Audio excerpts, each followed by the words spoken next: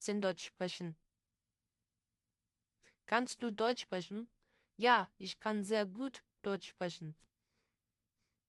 Ich kann, du kannst, er, sie, es kann, wir können, ihr könnt, sie können.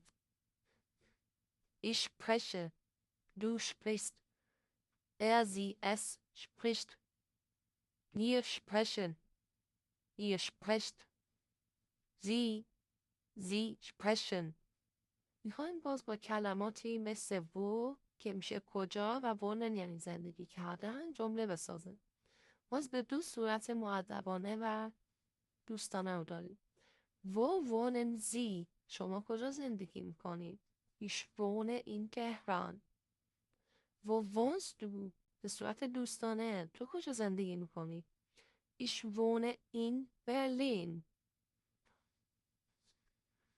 Wo wohnen Sie? Ich wohne in Teheran. Wo wohnst du? Ich wohne in Berlin. Ich wohne. Du wohnst. Er, sie, es wohnt. Wir wohnen. Ihr wohnt. Sie wohnen.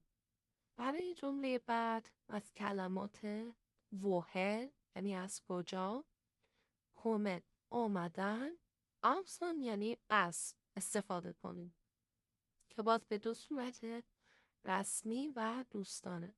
woher kommen Sie؟ شما از کجا اومدین؟ Ich komme aus Deutschland. باز دوستانش woher kommst du؟ تو از کجا اومدی؟ Ich komme